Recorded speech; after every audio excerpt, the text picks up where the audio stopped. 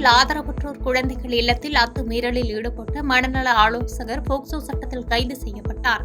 நாகப்பட்டினம் சாமந்தான்பேட்டையில் செயல்பட்டு வரும் அரசு ஆதரவற்ற குழந்தைகள் காப்பகத்தில் மனநல ஆலோசகராக சத்யபிரகாஷ் என்பவர் கடந்த 5 ஆண்டுகளாக பணியாற்றி வருகிறார். இந்த நிலையில் சத்யபிரகாஷ் காப்பகத்தில் நல்ல தொடுதல், கெட்ட தொடுதல் குறித்து வகுப்பெடுத்து குழந்தைகளுக்கு பாலியல் ரீதியாகவும் மன ரீதியாகவும் தொல்லை கொடுத்ததாக புகார் எழுந்தது.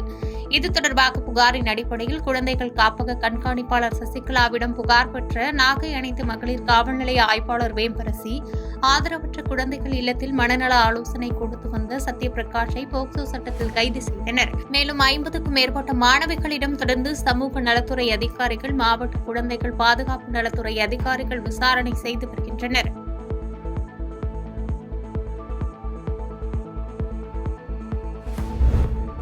சென்னை ஐஸ் ஹவுஸ் பகுதியில் பாஜக ஒருங்கிணைப்பு குழு தலைவர் ராஜா பிரதமர் நரேந்திர மோடியின் பிறந்தநாளை முன்னிட்டு தலைக்கவசம் உயிருக்கு பாதுகாப்பு, நரேந்திர மோடி நாட்டுக்கு பாதுகாப்பு எனும் தலைப்பில் நடத்தப்பட்ட நிகழ்ச்சியில் பொதுமக்களுக்கு இலவச ஹெல்மெட்டுகளை வழங்கினார்.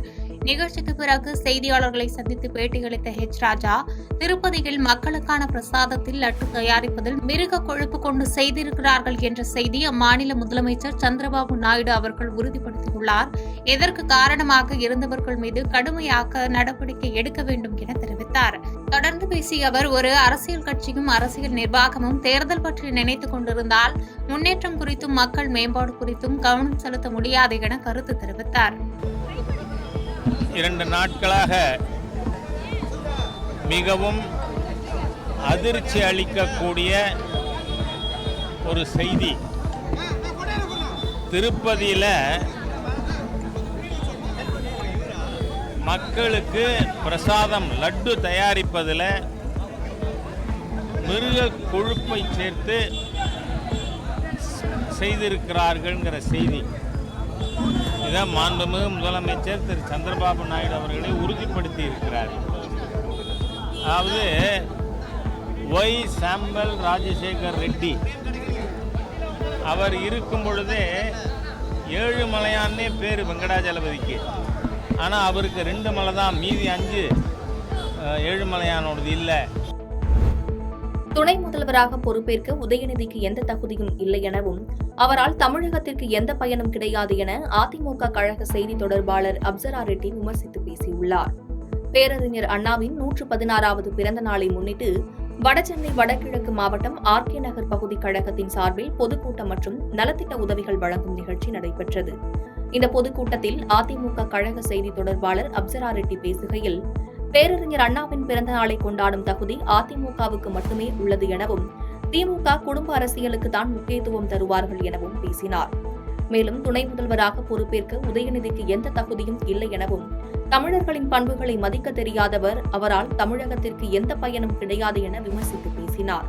மேலும் உதயநிதி ஸ்டாலின் துணை முதல்வரானால் தமிழகம் அதல பாதாளத்திற்கு சென்றுவிடும் எனவும் பேசினார். இதனைத் தொடர்ந்து பேசிய மாவட்ட செயலாளர் RS ராஜேஷ், அண்ணாவின் மறைவுக்கு பிறகு குறுக்கு வழியில் ஆட்சிக்கு வந்தவர்கள்தான் திமுகவினர் என்றும், இன்று வரை பொய்யை மட்டுமே கூறி திமுக ஆட்சி செய்து வருவதாக கூறினார்.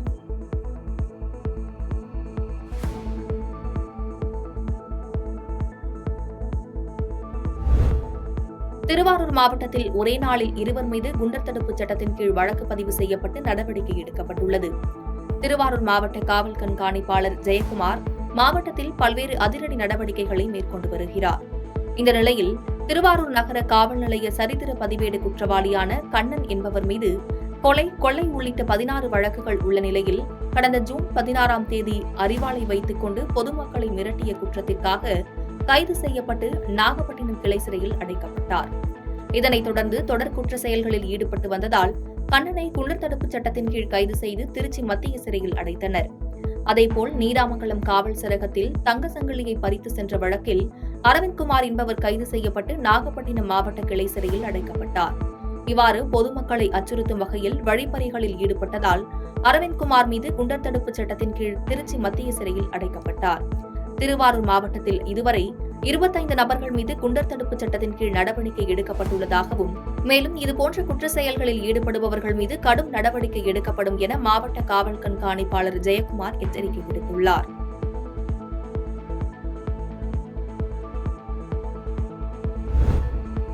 அரசு தொடக்கப்பள்ளி அம்மா உணவகத்தில் இயங்கி வருவதாக வந்த புகாரை தொடர்ந்து செய்தி சேகரிக்க சென்ற நிருபருடன் ஆசிரியர் வாக்குவாதத்தில் ஈடுபட்டதால் பரபரப்பு ஏற்பட்டது. சென்னை மாநகராட்சி ஆதம்பாக்கம் வானகம்பேட்டை தெற்கு புதுத்தெருவில் செயல்பட்டு வரும் சென்னை தொடக்கப்பள்ளி 1ஆம் வகுப்பு முதல் 5ஆம் வகுப்பு வரை இயங்கி வருகிறது. பல வருடங்களாக செயல்பட்டு வரும் இந்த பள்ளியில் 70க்கும் மேற்பட்ட மாணவ மாணவிகள் கல்வி பயின்று வருகின்றனர். இந்நிலையில் மழைக்காலங்களில் இந்த பள்ளி வளாகம் முழுவதும் தண்ணீர் செல்வதால் மாணவர்கள் சிரமம் அடைந்து வந்தனர். இதுகுறித்து பள்ளிக் கல்வித்துறைக்கு கோரிக்கை வைக்கப்பட்டதால் தற்போது புதிய கட்டிடம் கட்டும் பணி நடைபெற்று வருகிறது. இதனால் பள்ளி அருகே செயல்பட்டு வரும் அங்கன்வாடி மைய குழந்தைகள் மற்றும் பள்ளி மாணவர்களுக்கு கல்வி பயில மாற்று இடம் வழங்காமல் அருகில் செயல்பட்டு வரும் அம்மா உணவகத்தின் ஒரு பாதையில் வழி அமைத்து சிறிய இடத்தில் பள்ளி செயல்பட்டு வரும் அவல நிலை ஏற்பட்டுள்ளது.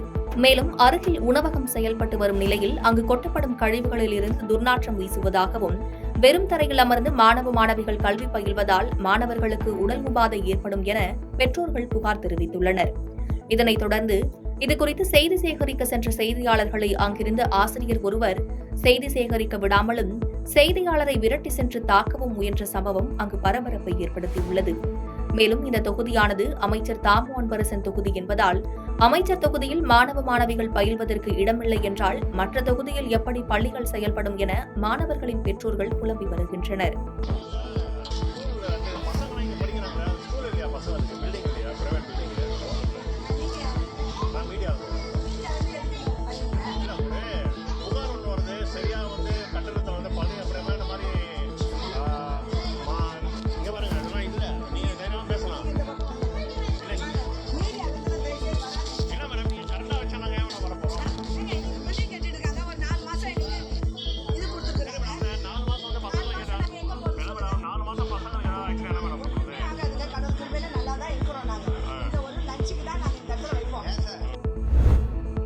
புதுக்கோட்டை வருவாய் கோட்டாட்சியர் வாகனம் விபத்துக்குள்ளானதில் 2 உயிரிழந்த நிகழ்வு சோகத்தை ஏற்படுத்தியுள்ளது.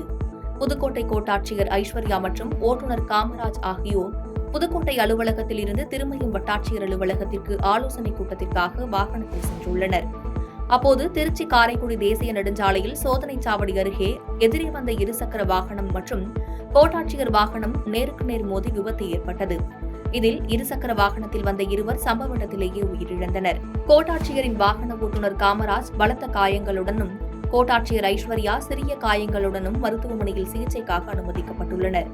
இந்த விபத்து குறித்து நமனசமுத்திரத்தில் உள்ள காவல் நிலையத்தில் வழக்கு பதிவு செய்து காவல்துறையினர் விசாரணை நடத்தி வருகின்றனர்.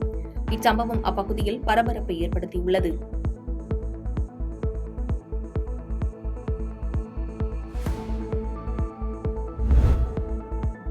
செய்யாறு அருகே அரசு பேருந்தும் லாரியும் மோதி விபத்து ஏற்பட்டதில் அரசு பேருந்து அருகே உள்ள வீட்டின் மீது மோதி நின்றதால் பரபரப்பானது. திருவண்ணாமலை மாவட்டம் செய்யாறு அடுத்த கூழமந்தல் கிராமத்தில் அரசு பேருந்தும் லாரியும் மோதி விபத்து ஏற்பட்டது. இதில் அரசு பேருந்து நிலை தடுமாறி சாலையிலிருந்து கீழே இறங்கி அருகே உள்ள வீட்டின் முன்பு உள்ள மேற்கூரை மீது மோதி நின்றதால் பரபரப்பு ஏற்பட்டது. வீட்டின் முன்பு யாரும் இல்லாத காரணத்தால் உயிர் சேதம் தவிர்க்கப்பட்டது. இந்த விபத்தில் அரசு பேருந்து ஓட்டுநர் மற்றும் லாரி ஓட்டுநருடன் ஒரு பெண் பயணியும் காயமடைந்து காஞ்சிபுரம் அரசு மருத்துவமனையில் சிகிச்சைக்காக அனுமதிக்கப்பட்டுள்ளனர்.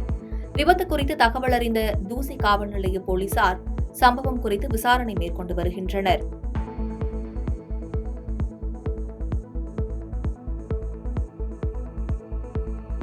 பாதகம் செய்பவரை கண்டால் நாம் பயங்கொள்ளலாகாது பாப்பா, மோதி மிதித்து விடு பாப்பா, அவர் முகத்தில் உமிழ்ந்து விடு பாப்பா. அண்மை செய்திகளை உடனுக்குடன் தெரிந்து கொள்ள இணைந்திருங்கள் இயம்நாடு தொலைக்காட்சியுடன்.